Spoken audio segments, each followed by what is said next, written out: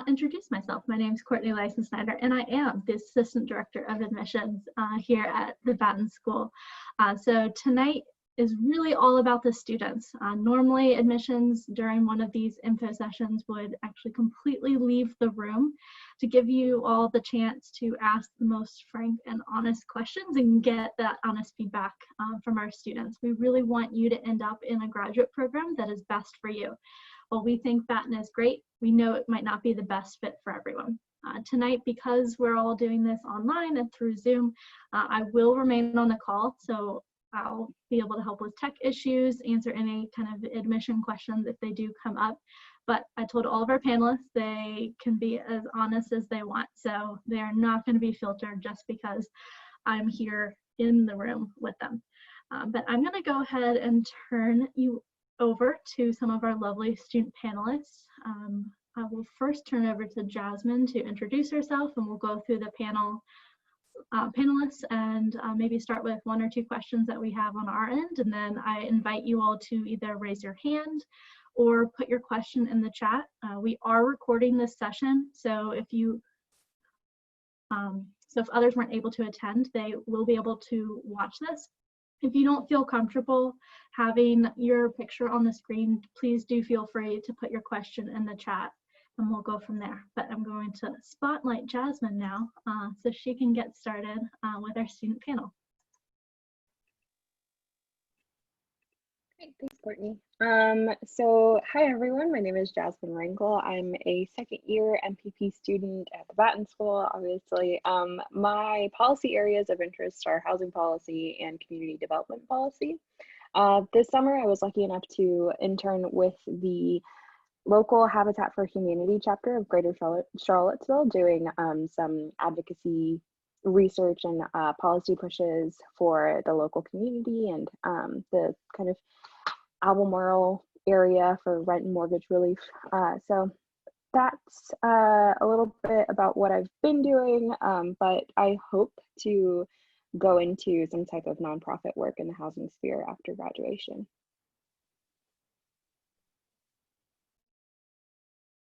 All right, I'll go to Emily next. Hello, my name's Emily. So I also am a second year MPP student, so I'll graduate in May. And I am interested in a few different areas of policy. Before I came to Batten, I was a middle school teacher, and so I'm interested in public education and education policy. I also did a fair amount of work last spring, and I'm looking to do a lot more work this year in criminal justice policy. And this summer, I interned with a Native American sovereign nation in South Dakota. So I learned a lot about that and how different policies affect them. So I guess more generally social justice policies, and still figuring out how that will look upon graduation, but stay tuned. All right, we'll go to our next post-grad, Christian. Yeah, so hi, I'm Christian Joa, like Courtney said, second year post-grad. I'm from Arlington, Texas.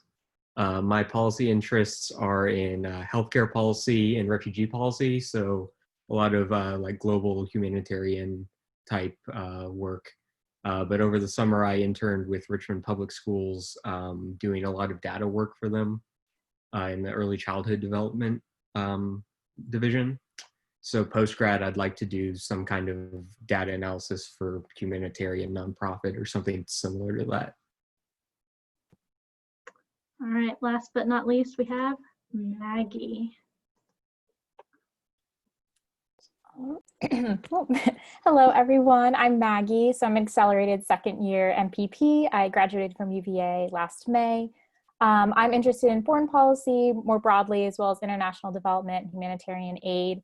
This past summer, I interned with the U.S. Trade and Development Agency, and post-graduation, I'm interested in potentially continuing on within government in some USAID or International Development Agency or potentially State Department, as well as just nonprofit realm in general. But yeah.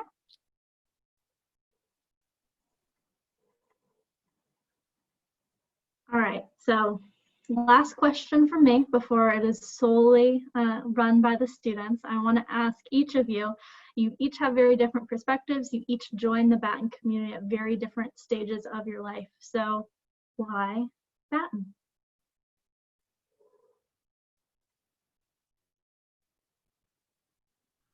I'll go, I guess.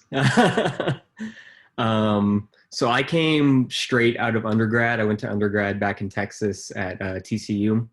But I knew for a while I wanted to go straight into a master's program. I wanted to hone my public policy skills. I was a political science undergrad, but I wanted that MPP, MPA sort of experience before I went into the workforce. I applied kind of all over. I applied to schools on the West Coast, on the East Coast, in Texas, and the Midwest, just kind of super broad scope of where I applied.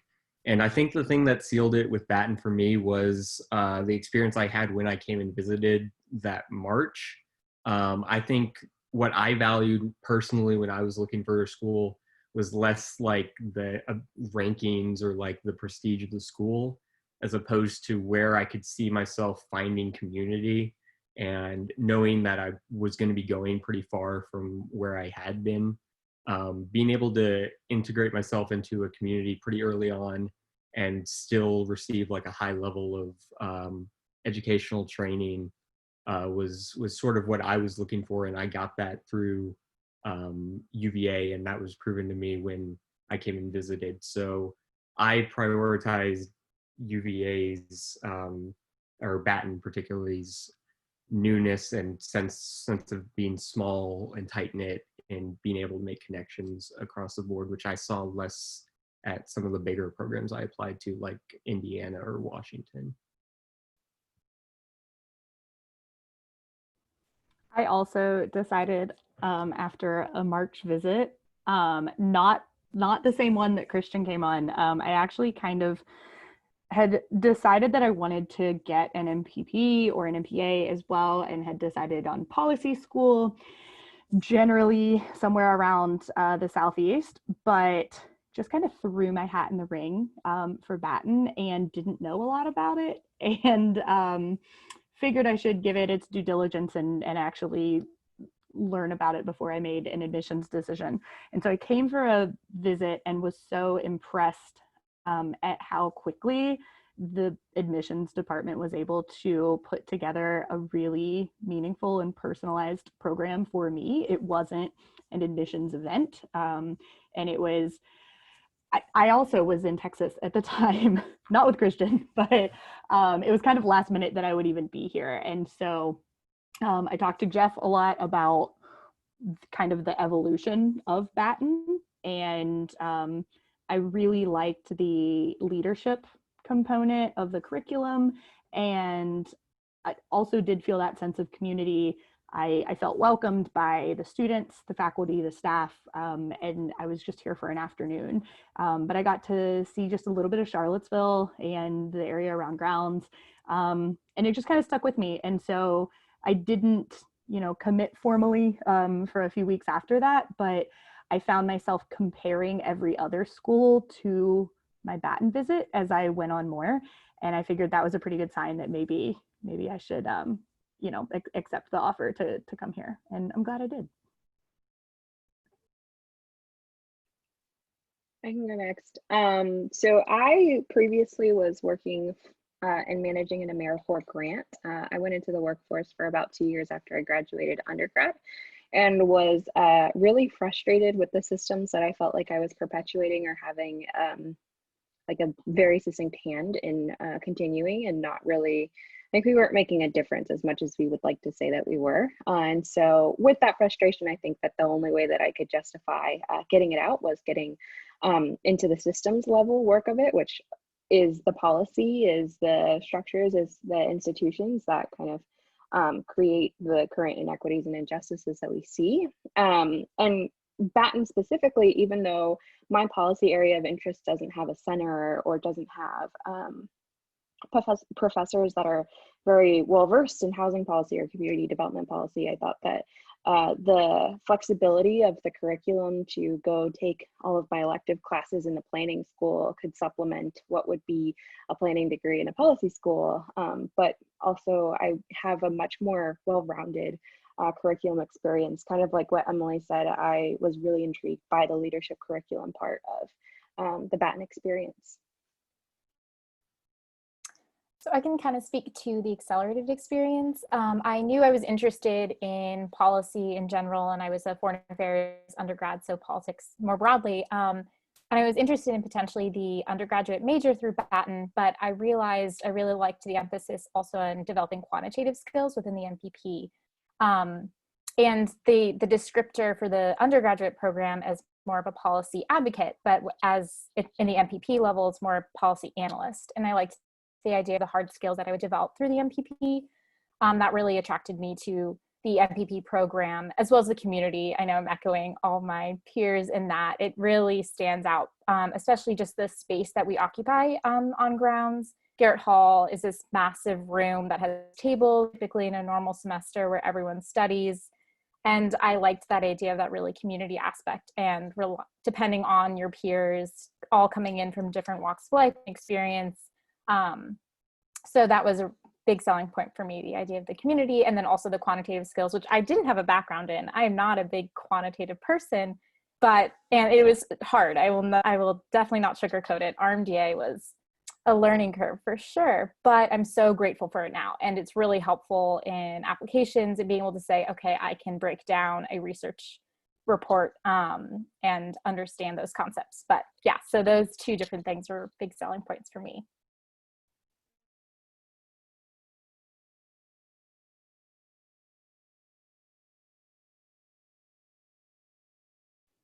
I guess now we can take any questions from you guys in the audience.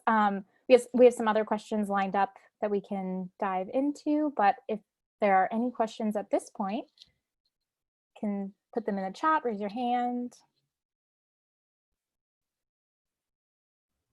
Talk to us.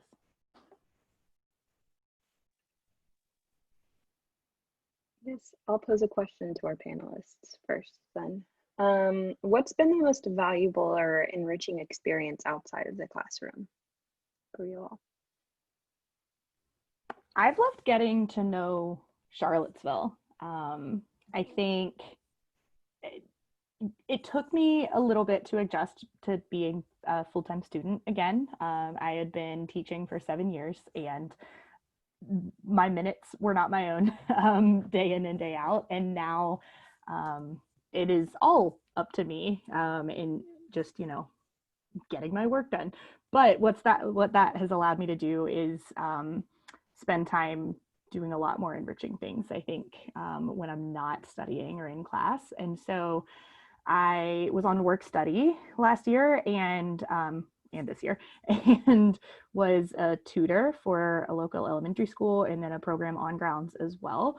And so I got to know some of the local youth that way. I play rec league soccer and have been on outdoor and indoor teams, and that's something that I enjoyed in Texas, and have been pleasantly surprised to find that there are plenty of opportunities, even though Charlottesville is a much smaller town than Dallas, where I came from.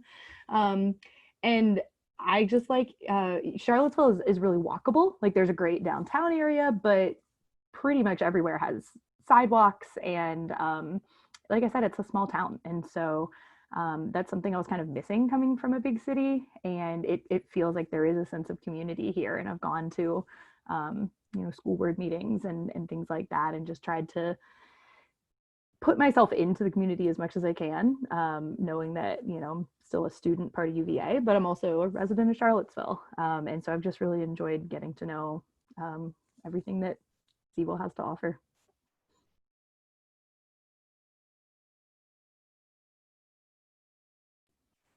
Aaron, I see that your hand is raised.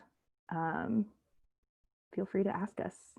I ask a follow-up question. How have you have the most of the experience since everything's been shut down, and like what accommodations does Charlottesville and Batten have for like getting that same level of interaction and getting to know other students and also the area? Yeah, so Charlottesville has been really good about putting their meetings and things online, so you can stream school board and city council meetings. And like most places, I've shifted to getting takeout or, there's patio seating instead of going in because there's a bunch of good restaurants around here.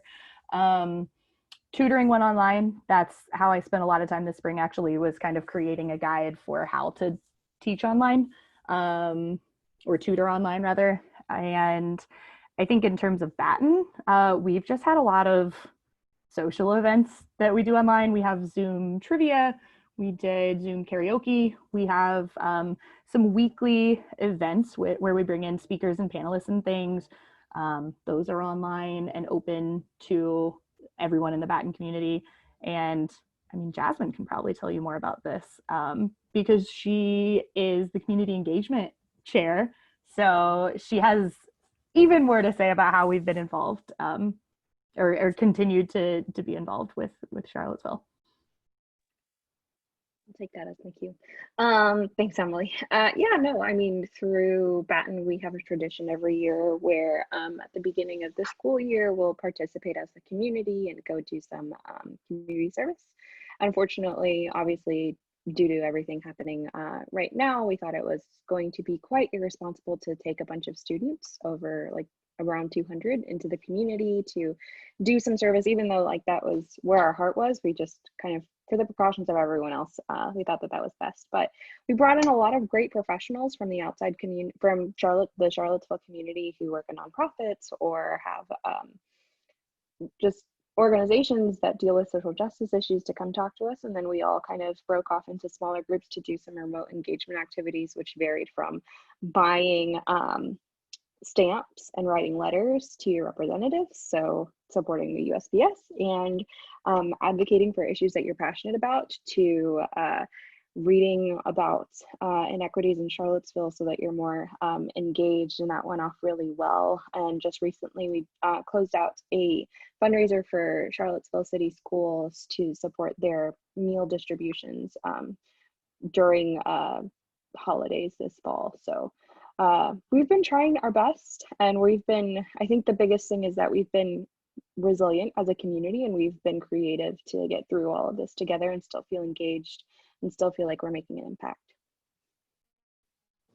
Fun little note on ways we're engaging. Like this Friday, our Batten Graduate Council is doing a remote margarita mixing class. So we're going to try to get everyone on Zoom and have a local restaurant provide the supplies, and everyone will learn how to make this margarita. So we're trying to be creative too on ways to still socialize with our peers, since that was a big component of having this space on grounds to all meet, and we can't do that anymore. Some classes are in person, but in terms of studying and just seeing people regularly, we've had to be a little bit more creative. But students have a lot of say in their experience too. So Jasmine and I are in Batten Graduate Council, and so we try to initiate activities within our cohort and in the incoming cohort. But yeah. Thank you all so much.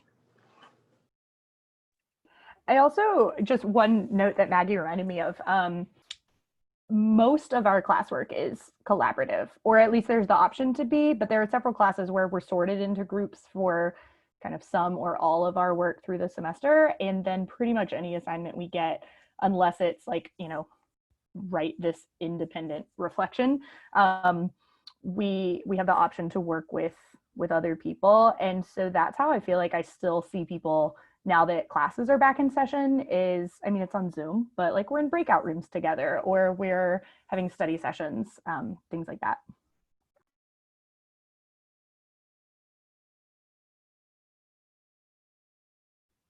Do we want to take another raised hand? Luke, do you have a question? Good evening. Thank you so much for taking the time to meet with us. My question, Emily, is actually for you. As I understand it, MPP programs typically have a younger cohort than other graduate programs.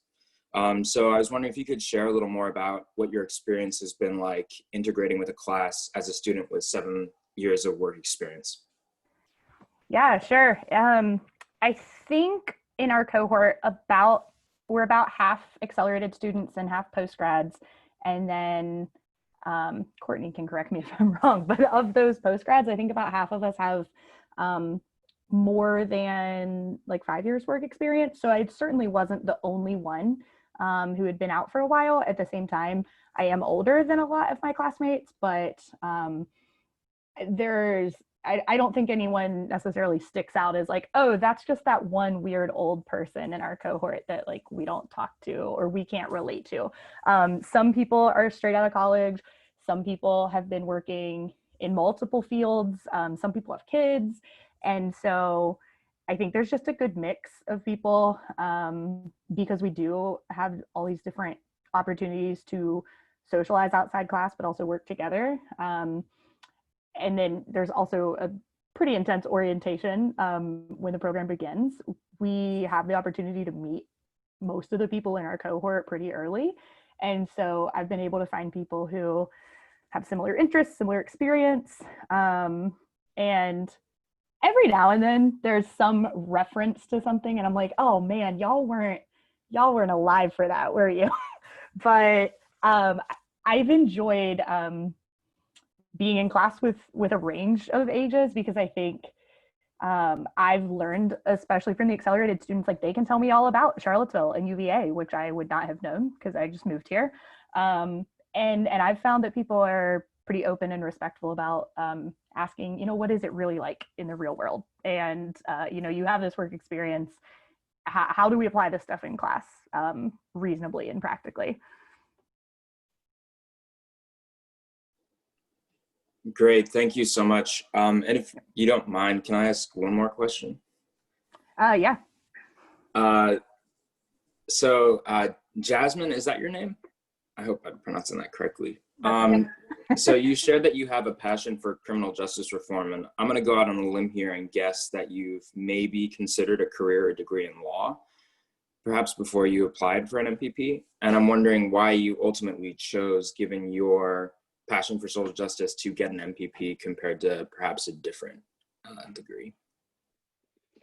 Yeah, I chose an MPP for a lot of reasons. I did think about law school for a while. I just personally didn't see it for the headache and the like really insane rigor of like a law program. I didn't see it worth it. I think that that was just my own personal take on the pace that I wanted for my education and the ability to have more flexibility to develop myself personally and not just through an education. And I considered it for a while, but it just wasn't for me. And I think a 2-year master's program is just as like wise and as an investment as a 3 or 4 year law program, and one that gives you a lot of incredibly tangible skills that you can take into the workforce immediately.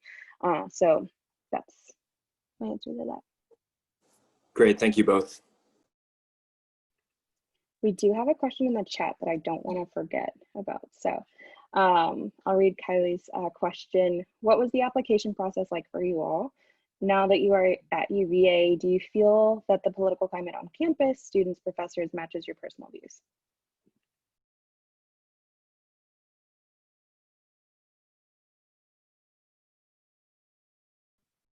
I'll answer it.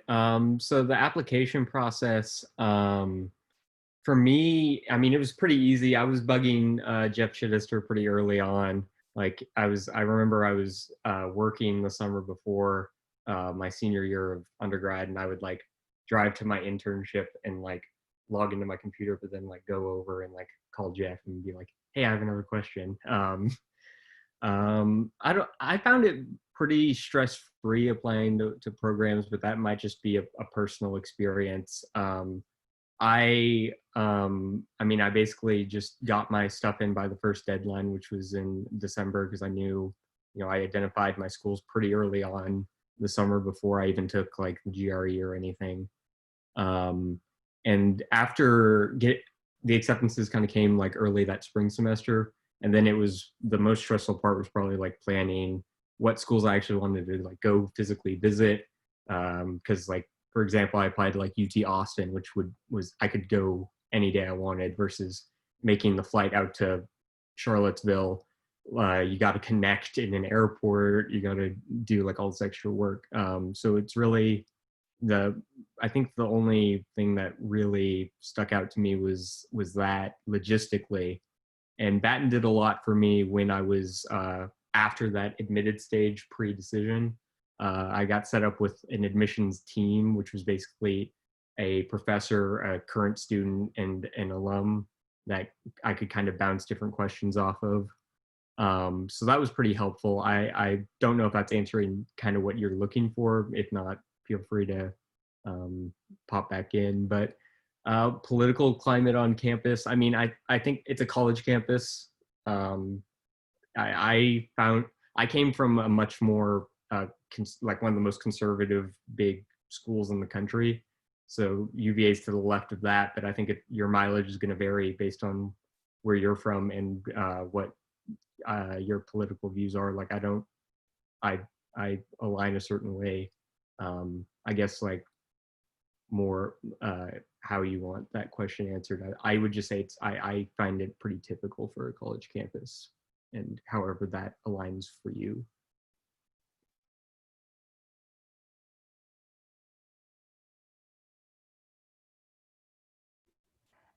I think the application process was really similar to all the other places that I was applying to. But the thing that sticks out to me is that Courtney called me to tell me that I got in, like before we got the official release of, the acceptance letter. I remember this. I was walking a dog and I got this phone call and I was like, oh, Charlottesville, like Virginia, I should probably answer it. And I did. And she's like, hey, it's Courtney. I just wanted to tell you you're accepted. And it was like a Friday. She's like, you'll get your letter on Monday, but I just wanted to give you a heads up. And that was the only place, Batten was the only place that did that. None of my other schools called me or announced it to me personally in advance.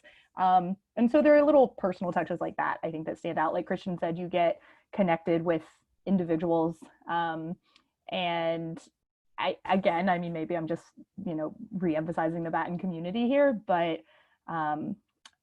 I felt comfortable throughout the process reaching out if I did have questions, be that like calling, emailing. It just felt like people were always interested and available to help.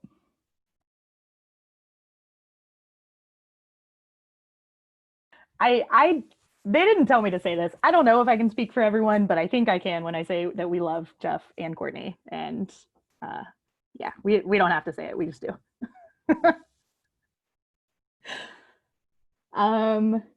Jake, do you have a question?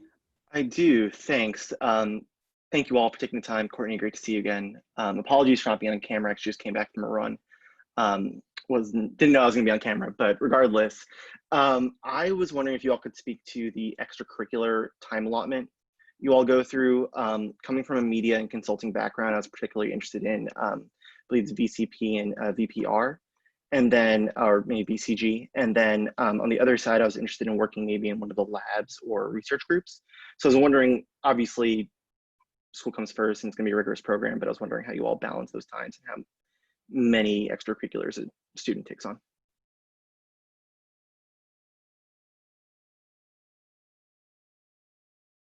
I can start to speak to that. So I think it's definitely possible to balance it, and it's that energy from everyone in our cohort. They want to be involved. We're at a policy school and a leadership school at that. So everyone's a leader in some sense. So it's definitely a commonality among your peers. People are busy, but it's definitely really doable. I'm on Batten Graduate Council alongside Jasmine, and it varies per week, but we're all mindful of the fact that we're all also within this program together, but it can get to be, you can get pretty involved extracurricularly. I also had a research position within the Global Policy Center here at Batten last fall. That was more time intensive, but still pretty flexible, or if it was kind of how much I wanted to give in per week. I knew the kind of the end goal at the end of the semester was a semester position. So I could be kind of flexible based on my weekly schedule, and it was overseen by a second year MPP at the time, and then he was under the professor. So it was pretty flexible in that sense, but had the end goal. So I would definitely say it's doable. Don't spread yourself too thin, of course, in the beginning, because classwork can be really intensive, especially that first semester, and adjusting to some of the new ways you might look, new types of coursework. I wasn't used to problem sets that we had every week.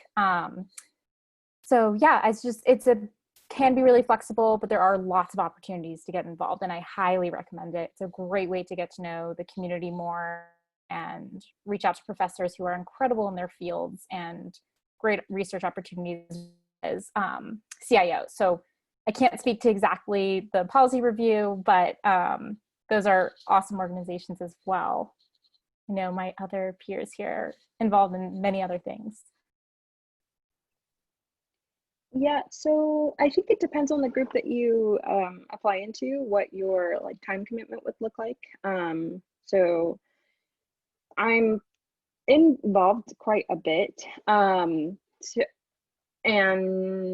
so I'm a part of the Batten Graduate Council with Maggie. I'm the president of the Batten Latinx Network.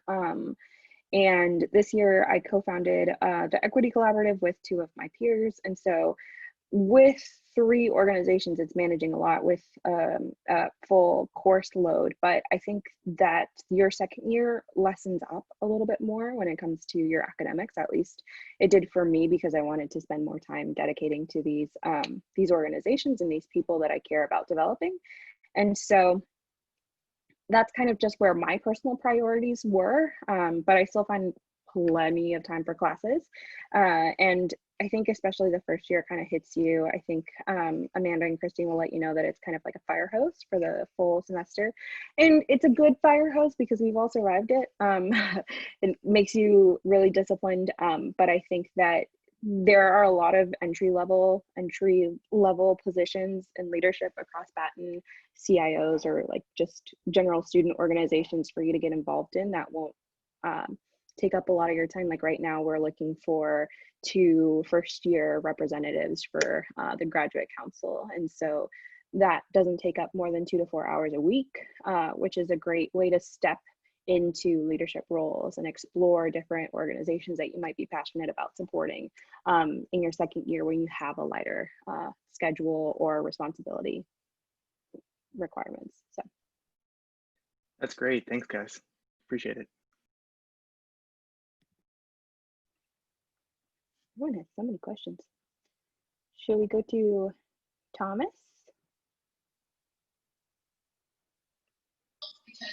Yeah, hi. So my question is to anyone, but Maggie kind of touched on it. I was wondering if you could talk a little bit more about the hard skills you've learned at Batten. Yeah, and I think we can probably combine this with Nadia's question in the chat. Is the work you're learning more theory-based or applied, a mix of both? And can we talk more about the applied skills we've learned and developed and share examples? I guess because I spoke up, I should probably answer the question.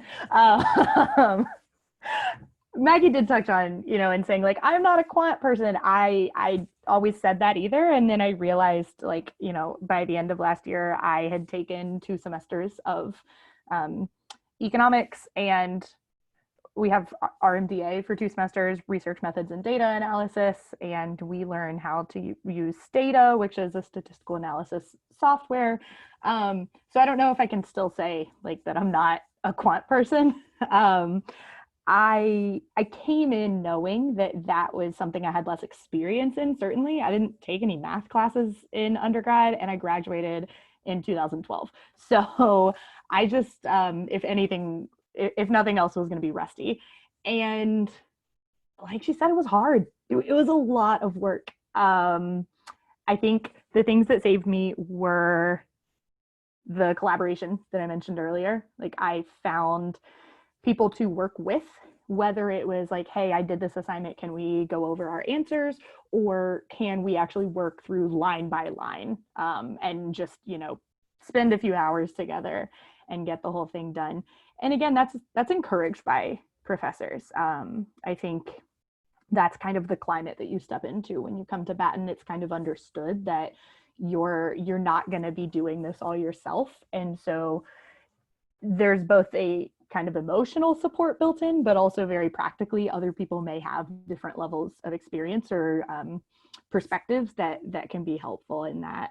So those are some of the applied skills. I mean, I think we're able to say that we're familiar with data, that we have an understanding. I think our professor last year said that the economics that we're taking is roughly equivalent to like an intermediate microeconomics at a graduate level. And so we're able to talk about kind of some key concepts there. And I did that in my internship. It's not just kind of theory. Like I was talking with my manager about, you know, what sorts of work I should do. And like, do I need to run a regression on this? Or, you know, we'd talk about like, what's going to give us the higher R squared, because he's an economist by training. And I don't have quite the level of expertise he does, but I was still able to speak his language, which I think he was pleasantly surprised by maybe. I hope that answers the question, but anyone else feel free to weigh in. Yeah, I don't think you've lived until you've been in Garrett Hall on a Thursday when RMDA is due and there's just like mass panic and everyone's like running around with their laptop like, oh, what'd you get for this? Like my code isn't working. Like it's but I think this question also ties kind of back to what Jake was asking about the time commitment. I think a lot of it is going to be your comfort with that first semester of economics and RMDA in terms of how much time you're going to have. I came from a very math heavy background. So I found, you know, finding like solving systems of equations in economics like a little faster. So I had more free time than someone who's maybe hasn't taken math in a really long time. But other than that, echoing everything Emily said, I used my econometrics background from RMDA in my internship a lot. That was my entire job. They were like, do data analytics on this problem set we sent you, or this data set that is completely messed up, and just run regressions on it.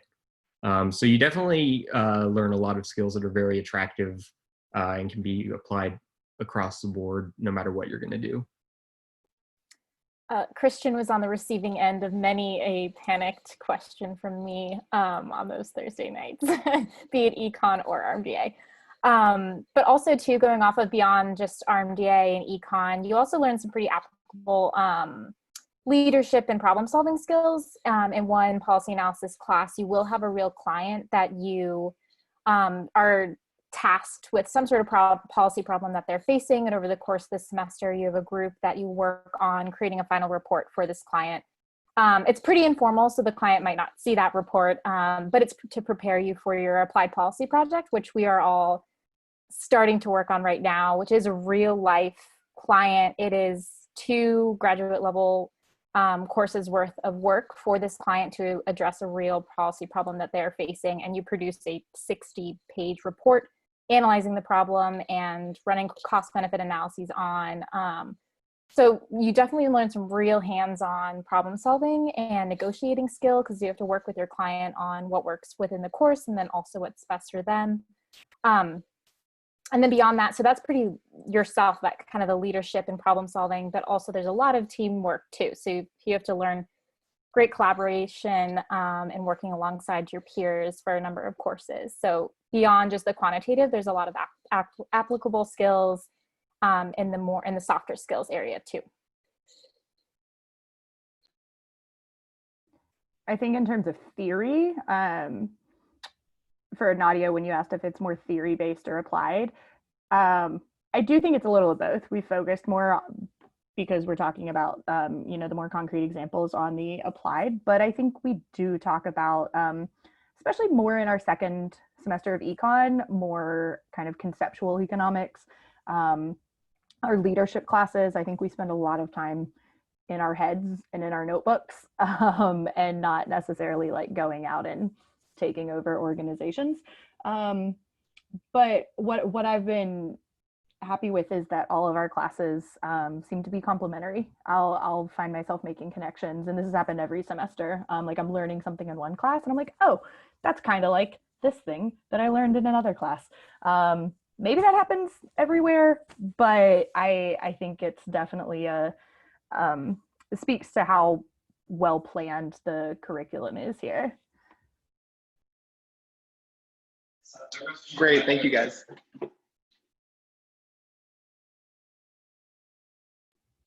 Erin, do you have another question, or is your hand up from earlier? I'm sorry, that's from earlier still. That's okay.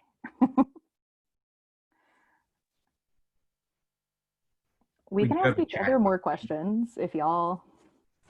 There's a chat question. Yeah. Uh, Sonia asked, what's your favorite classes? What have your favorite classes been? And or those that you've learned the most from?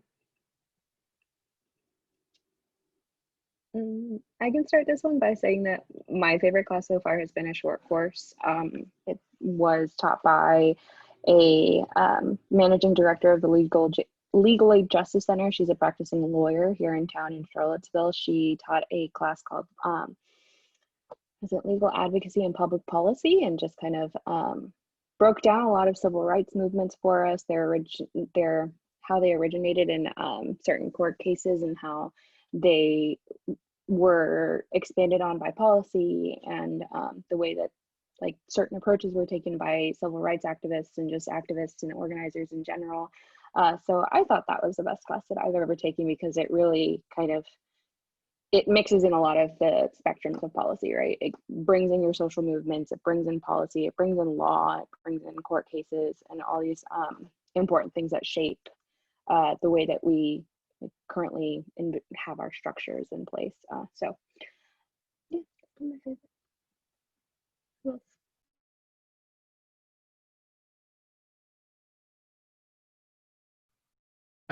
So I feel my favorite class has actually been an elective I took in the nursing school about the U.S. healthcare system. But I'll stick to Batten so that we get an idea of that. I really enjoyed I think I learned the most first semester RMDA, because Sally Hudson will throw you right into the fire and you will learn it. But my favorite class was probably first semester econ with Professor Mbidi. I was rusty on econ. I hadn't learned it in forever, and that class, I mean, he is going to accommodate, you know, where the class is at. That was the class when we've been talking about like feeling like a professor was really caring and about, you know, the development of the class and making sure the class was fun. Like that was that for me. Being in econ first semester was really when I was like, okay, this is what I was expecting coming into this program. So that would be my answer. I can also kind of a two-pronged there, similar to Christian, learn the most from research methods and data analysis, both 1 and 2.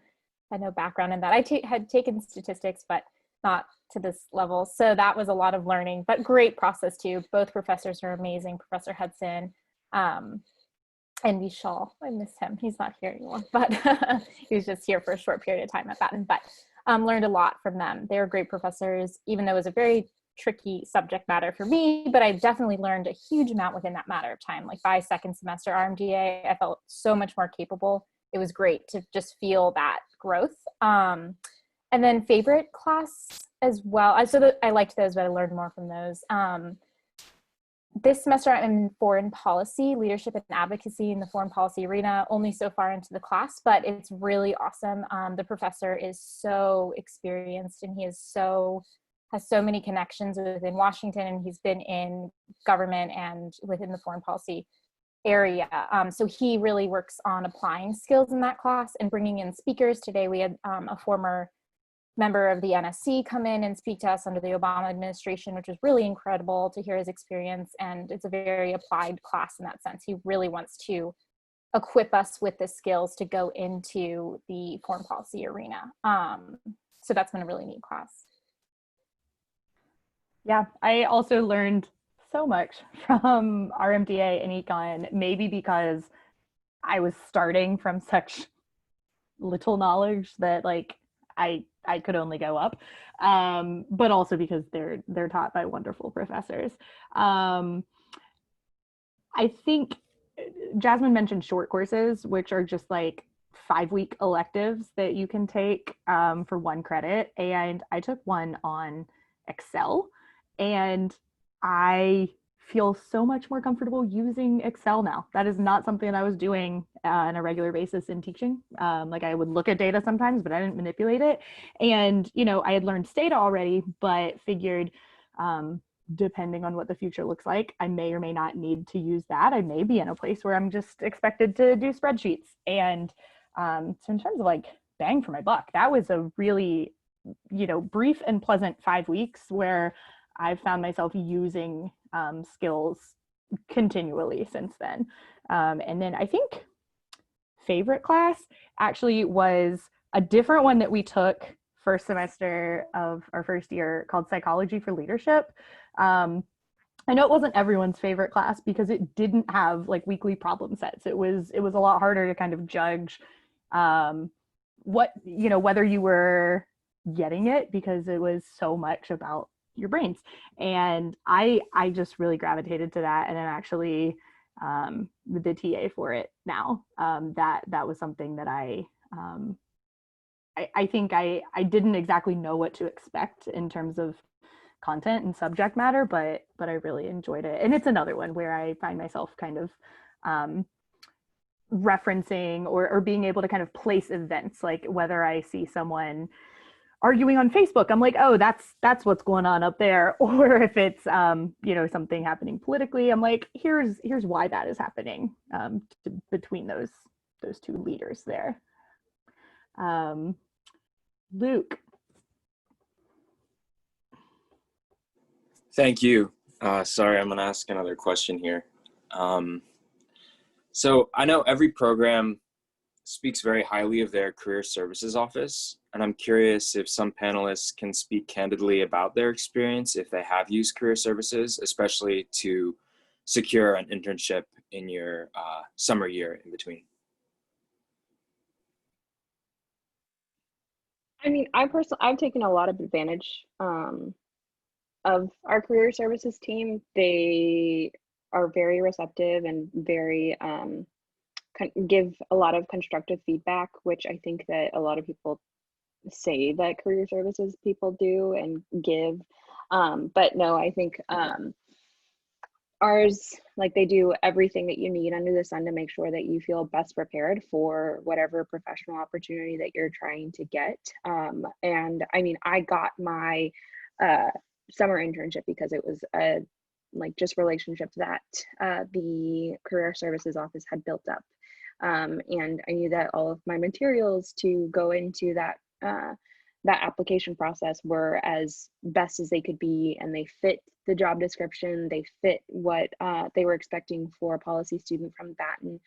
So they are really helpful. I personally think that if you are, and I think it also depends on the season of recruitment or when professional opportunities are coming, but if you are someone who is very intentional about going into consulting, you're going to have a lot of opportunities with Batten to get into that. Me personally, that is definitely not something that I'm gonna do. So it's difficult to weed through opportunities that are much more fitting to me, that aren't just kind of like clouded by the consulting field. Okay. I think one big thing with career services too is so I kind of had a reversal with career services where I was frustrated early on last year when I was trying to search for an internship. But then COVID happened. I lost the internship that I had lined up. And at that point, Steve and Hannah, our two career service people, they went into like overdrive to like find us internships. Like, it was truly insane, the number of, like, they were emailing us like 5 positions every day. They were like, yeah, they'll take like 3 people. We just convinced them. They don't even know what you're going to do, but like, they'll take you. And I was like, that's the level of effort like they were willing to put in for us in like the worst time to ever look for an internship in your life. So I like, regardless of whether it's always going smooth, I feel like that level of like dedication to like our career development is something that like I value very highly out of what I've seen from our career services. Kind of going off that too, I think that's another asset of Batten's size, because it is such a small community. I do feel like career services is really intent on helping us, and they really leverage our alumni network super well. There were coffee chats all last week with alumni at different companies, and they're really accessible. And I think Career Services does a great job of making those connections for us or forwarding emails from alumni. And there's also kind of the weekly email with different positions that are open. So also they all are great at getting you or being aware of different scholarships for the summer too. I had an unpaid internship and was able to get a grant for the summer through Career Services, which was huge, and made it a doable internship. So that's also a great resource within Career Services.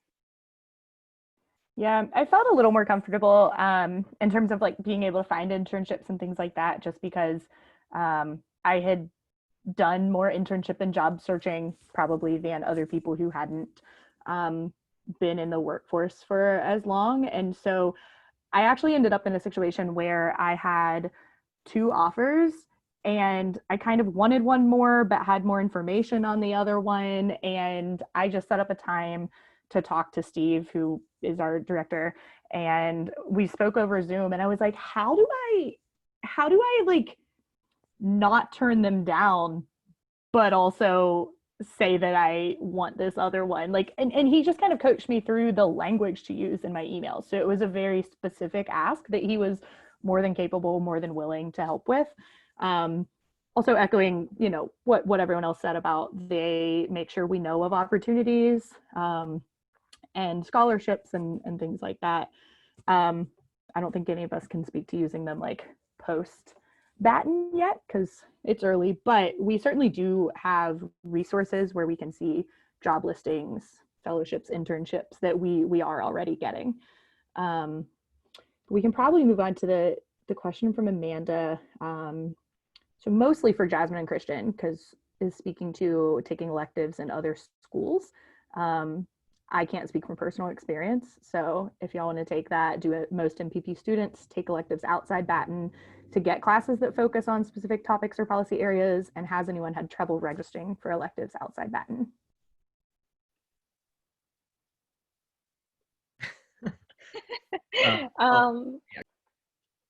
Sorry, Christian. Yeah, so I know that there are a lot of MPPs that do take electives outside of classes just to give themselves a much more in-depth approach to some of the issue areas that they're passionate about. So my roommate, Megan, she's taking a lot of her classes in the Curry School. So I think right now her class is on education policy. And so that's something that she's really passionate about. And I think that we all kind of get that liberty the second year to do that. And so like with me, I'm really interested in affordable housing or community development. So I took a lot of my elective courses this year in the planning department at the A school at UVA. And so that's been really great to give me a foundation on like learning about city planners and the community development process and all their issues and all their different languages. But for me, it was really easy to get into those classes. I just had to like submit a little memo to get them approved through Amanda Crombie, who's the director of academic services. And so, so it was really easy. I think she got back to me in maybe less than 24 hours, and then I was able to sign up. So really easy. I think the only thing that gets a little difficult is taking classes in Darden or the law school. Yeah, that's good. There were literally no health policy classes in Batten this semester, so all the health policy kids kind of split off into the nursing and public health schools. And yeah, literally, it's a little form on like the Batten website that you send in, and if you can justify it being related to policy, it'll get approved.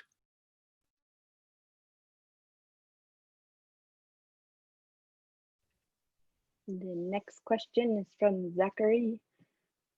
We're in the early stages of the APP, but what's the process been like so far? If you haven't decided on a client, how did you find your client?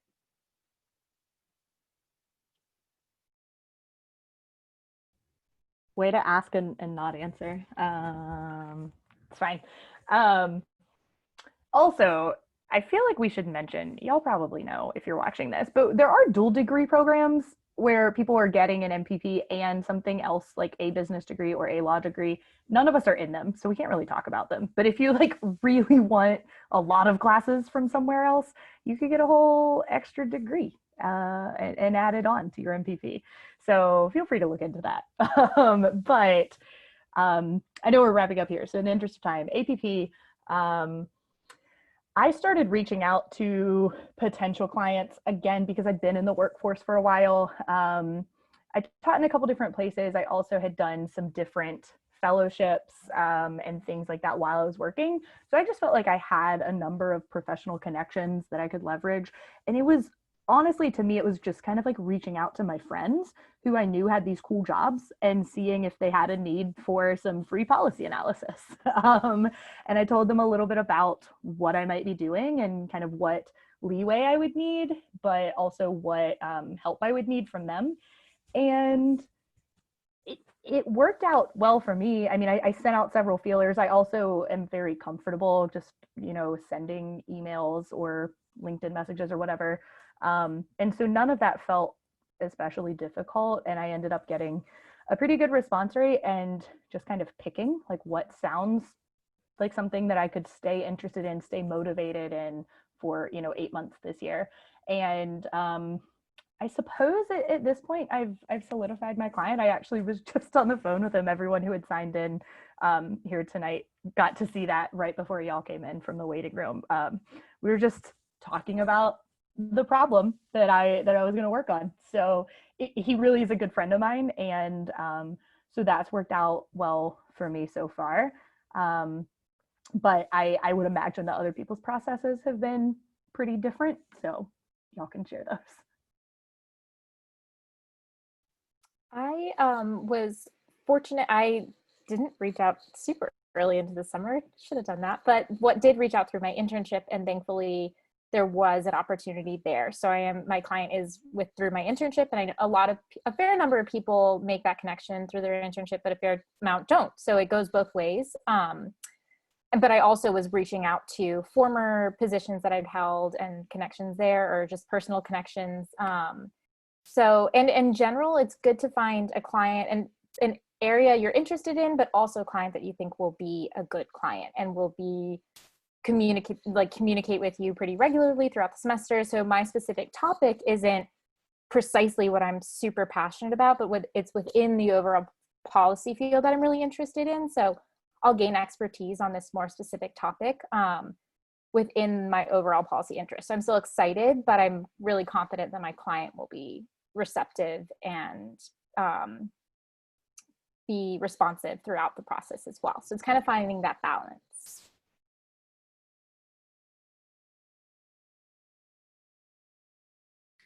Yeah.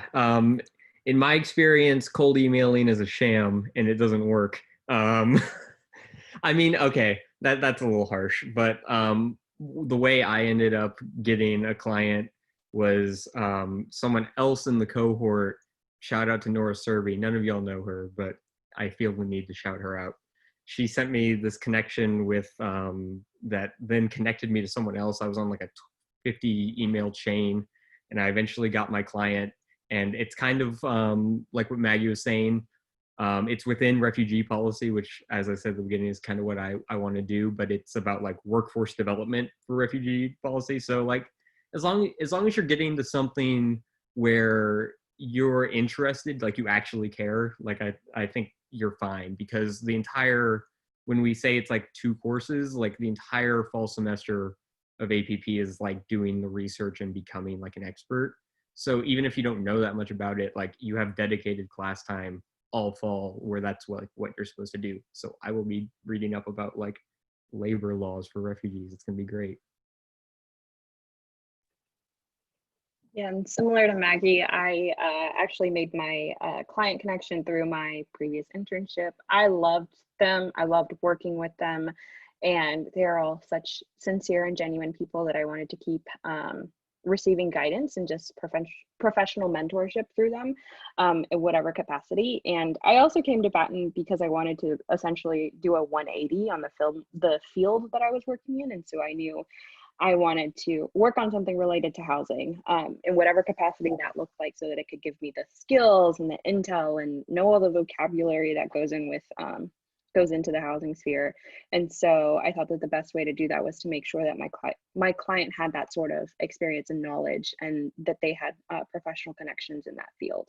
The other thing, I really wanted to be mindful of who I was supporting. And so I wanted to kind of make sure that my work was going to be locally based, so I could not only learn a bit more about Charlottesville, but also try to do my own little part as just a small little graduate student trying to do her best. So that's kind of the approach that I took. Right now, I think the most challenging part is just figuring out the problem, and you'll figure that out when you get here. That is the hardest part, is just to figure out what your question is and what you're trying to solve. So that's what we're working on now.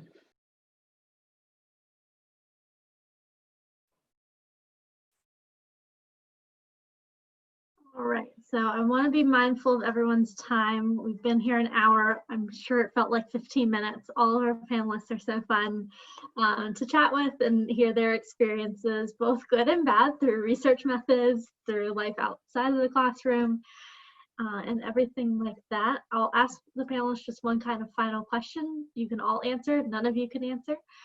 But what is kind of one piece of parting advice that you would have to someone who's still in kind of that application stage and trying to decide, is Batten right for me? And then we'll wrap up, we'll stop the recording, and then if you did have any additional questions, you're welcome to stay on the call. Talk to Courtney or Jeff. That's my advice. Just talk to them. They're even if it's just a get to know you chat. I think that was my favorite part of the application process, was getting to know you and Jeff, Courtney. Talk to them, and I would say also talk to as many people as you can, because that's something about my visit that really stood out to me. Is that I was connected with some students who had something in common with me, either a policy interest or, we had lived in a similar area. And even though you can't come to grounds and see it right now, admissions can absolutely connect you with people like us or lots of other people at Batten who may have something in common with you, and you could speak on that particular subject and see how their experience has been. And so I think just gathering as many kind of tidbits as you can that way would give you kind of the next best thing to just being here yourself.